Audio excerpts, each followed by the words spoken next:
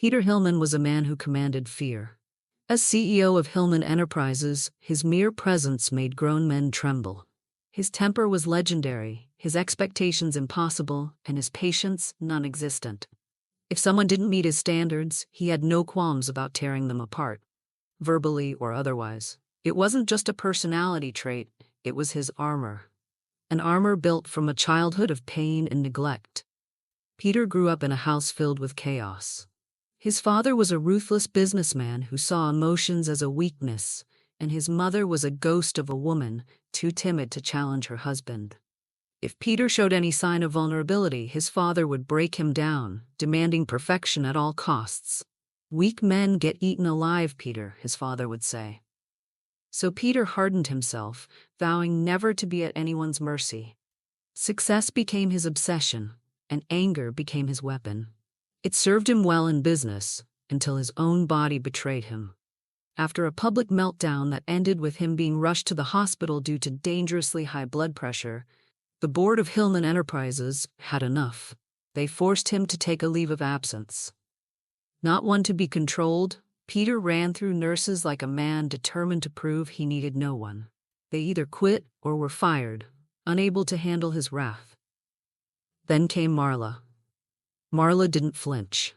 She was a no-nonsense woman who had been through too much in life to be scared of a spoiled, tantrum-throwing billionaire. Growing up the eldest of 5 in a rough neighborhood, she had to be tough. Her mother worked 2 jobs and her father was in and out of prison, so Marla took on the responsibility of raising her siblings.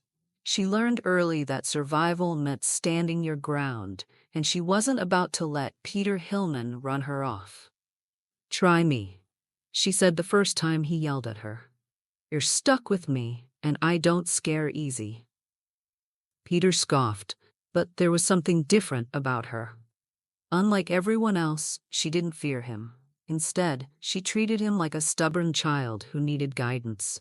She didn't bow to his every demand, and she didn't tolerate his outbursts. When he tested her limits, she simply folded her arms and waited for him to wear himself out.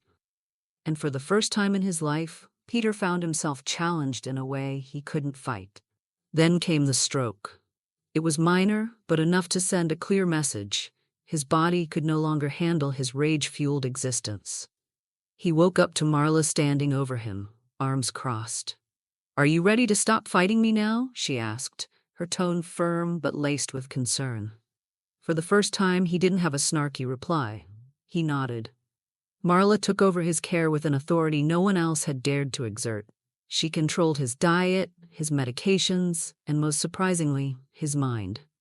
She spoke to him about life, real life, not the boardrooms and deals he had centered his existence around. And without realizing it, Peter began listening. He reflected on the choices he had made, the relationships he had destroyed, and the loneliness he had crafted for himself. It wasn't just his health she was fixing. She was forcing him to see the truth of his life. One truth stood out more than any other: Paula. Paula, his fiancée, was a carefully constructed business arrangement, nothing more. She played the part in public, showing concern and doting on him at press events. But in private, she barely showed up. And the few times she did, Marla noticed the readings on Peter's blood pressure monitor spiked. Paula's visits were calculated, more about the image than genuine care. "Tell me, Peter," Marla said one day after Paula left, "does she make you feel better, or does she make you worse?" He had no answer. But he thought about it, a lot. Time passed, and Peter found himself looking forward to his talks with Marla. He started relying on her, not just as a nurse, but as someone who saw him beyond the CEO, beyond the temper. He began to crave their conversations, the challenges she presented, the blunt truths she wasn't afraid to speak. He realized he had built a life void of real human connection, and Marla had become the only one who made him feel anything beyond stress and anger. One evening, as they sat in his study, Marla looked at him and said, "You ever wonder what you're working so hard for? If the way you're living is worth the price you're paying?" Peter stared at her, feeling something unfamiliar, an ache, not in his chest, but in his soul. For the first time, he wasn't sure he liked the answer. But Paula wasn't done playing her part. With Peter sidelined from the company, Paula saw an opportunity. She became more aggressive in board meetings, making strategic moves under the guise of helping Hillman Enterprises stay stable in Peter's absence. She publicly aligned herself with the company's future, positioning herself as the de facto leader. But Marla noticed the way Peter's jaw clenched whenever Paula's name came up, how the blood pressure monitor beeped in warning whenever he read an email from her. Then came the revelation. Through a private investigator, Peter learned Paula had been secretly buying up shares of Hillman Enterprises under a dummy corporation. She wasn't just positioning herself as his equal, she was setting herself up to take over completely. Peter had always been ruthless in business, but this was personal. He confronted Paula in a closed-door meeting, watching her mask of charm and concern slip as he laid out the evidence.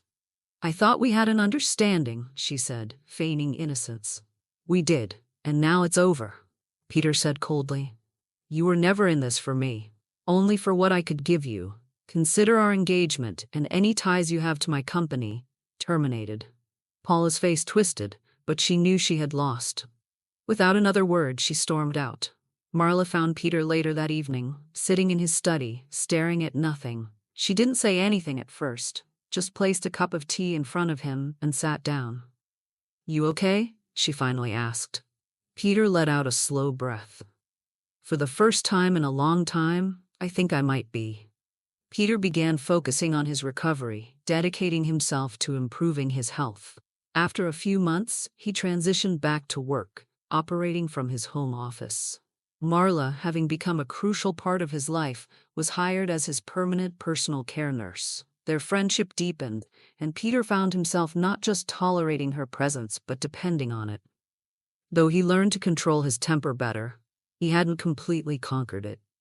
Marla was there to keep him in check, calling him out when he needed it and reminding him that life wasn't just about power and control. He still had moments of frustration, but now, instead of lashing out, he caught himself. And when he didn't, Marla was there to give him that knowing look or a blunt remark that made him reflect. For the first time in his life, Peter wasn't just a CEO. He was a man learning to live beyond his title. Peter hosted an informal party at his home, inviting some new clients to discuss upcoming opportunities. Among them was Josh Powell, the head of an IT firm recently hired to assist with the latest innovation expansions in Hillman Enterprises. The evening was meant to be relaxed, a far cry from the high-pressure meetings Peter usually held. But his mood darkened when he noticed Marla and Josh together. They had been engaged in conversation for much of the night, laughter spilling between them. Marla looked happy, at ease. The way she smiled at Josh was different, softer. Peter felt something he couldn't quite name, a discomfort that sat deep in his chest as he watched them. The next morning, Peter saw Marla in the kitchen as she prepped his morning tea. "So, you and Josh seemed to be getting along well last night," he said, attempting to sound casual. Marla smiled, stirring the tea with ease. "He's nice. We're going out for lunch today." Peter's grip tightened on the back of it. A flicker of something irrational sparked in him, but he swallowed it down. "Lunch?" he repeated. Marla nodded. "Yeah, just lunch, Peter." Peter forced a nod, though his jaw remained clenched. He reminded himself that Marla was his nurse, nothing more. But as he watched her leave, excitement in her step, the unease only grew stronger. Marla came back late from her lunch with Josh. Peter was visibly upset. "You are late," he barked. "In the future when you make plans, make sure it doesn't interfere with your responsibility here. After all, you do have a job to do." Marla was thrown back at Peter's behavior. He'd been harsh before, but this time it took on a different tone. Marla quickly responded, "I had to pick up your new meds, which took longer than expected, and my personal life has never interfered with my work." She marched out of the room. Peter sat in his office, feeling ashamed. That evening, during his medical assessment, he apologized. Marla, thrown off, narrowed her eyes. "You never apologize. What's going on?" Peter sighed. "I'm working on being a better person. and you deserve better from me." Marla left for home, but spent a sleepless night wondering what was wrong with Peter.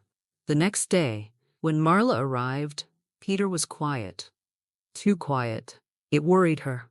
She discreetly checked his medical records to see if there had been any changes in his health that he hadn't mentioned, but there were none. Later, Peter was walking past Marla's office, his jaw tightened as he heard her on the phone with Josh, confirming their dinner plans for that night.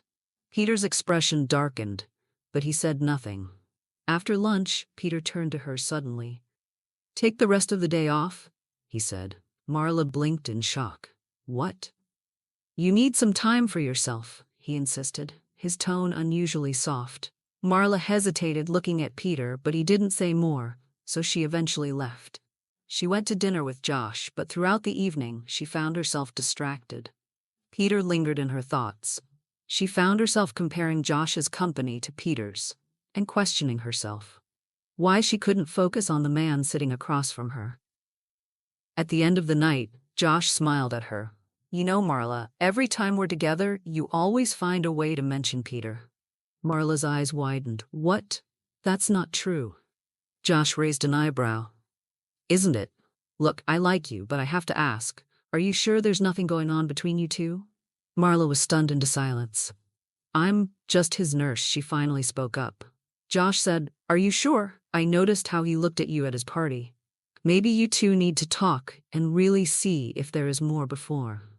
She left the restaurant with his words echoing in her mind. Later that night, as she lay in bed, she tossed and turned, unable to sleep. A question surfaced that she hadn't allowed herself to consider before. Did she have feelings for Peter? The next few days were strange. Peter and Marla barely spoke to one another. The air between them was thick with unspoken words, glances that lingered too long, and awkward silences that hadn't existed before. Marla found herself hesitating before entering a room where Peter was, and Peter seemed to be constantly aware of her presence yet avoiding conversation. It was tense, confusing, and neither of them wanted to be the first to acknowledge it. Then, one evening, a terrible storm rolled in. The wind howled outside Peter's estate, rattling the windows, and the rain slammed against the glass in an unrelenting rhythm. Marla grabbed her things, ready to leave, but Peter stepped in front of the door. "Don't be ridiculous," he said. "You're not going out in this." "I've driven in worse," she argued, though the tension in her shoulders told a different story. Peter studied her, his sharp eyes narrowing. "You're afraid of storms." Marla opened her mouth to deny it, but a loud clap of thunder shook the house, and she flinched involuntarily. Peter's expression softened. "Stay." Before she could protest again, the power suddenly went out, plunging the house into complete darkness. A startled gasp escaped Marla's lips, and Peter reached for her, instinctively pulling her into his arms. "I've got you," he murmured. "I won't let you go." Marla's hands clutched the front of his shirt, her breath coming unevenly. In the darkness, surrounded by the sound of the storm, Peter's warmth became her only source of comfort. He held her, firm and steady, and in that moment, something shifted between them. "I need to tell you something," Peter said, his voice unusually gentle. "Marla, I have feelings for you. I don't know when it happened, but it did, and I can't pretend otherwise anymore." Marla's heart pounded. She had spent days trying to push away thoughts of him, rationalizing her feelings, telling herself that she was just his nurse. But standing there, in the safety of his arms, she realized she had been lying to herself. She lifted her head slightly, meeting his gaze in the dimness. "Peter," she whispered, unsure of what to say, unsure of what she even wanted to say. For once, Peter didn't demand an answer. He simply held her tighter as the storm raged on outside, both of them trapped in a moment that neither of them wanted to escape. A day later, Marla woke to find herself lying on Peter's chest. They had spent the night on the sofa in his office, wrapped in the lingering warmth of the storm. Her fingers clutched onto his shirt, and his arm was still draped around her waist. The steady rise and fall of his breathing calmed her. Peter stirred slightly, his deep voice breaking the silence. "Good morning." Marla lifted her head. a small smile playing on her lips. "Good morning. Thank you for being with me last night." Peter took a long breath, his fingers brushing lightly against her back. "I never imagined myself needing anyone before, but when I saw you with Josh, something inside me broke. I didn't know how to handle it, so I tried to distance myself from you." He exhaled slowly, his grip on her waist tightening just slightly. "But when I saw the fear in your eyes yesterday, I knew I want to be the one to protect you. Always." Marla's breath caught as she pushed herself up, meeting his gaze. Her heart pounded as she whispered, "When you had your stroke, it hit me hard. I didn't understand why. I've been doing this for a while. It shouldn't have affected me like this. Not until Josh pointed it out to me, that every time we were on a date, I always found a way to bring you up." She let out a shaky breath. "I had to realize that I was in love with you."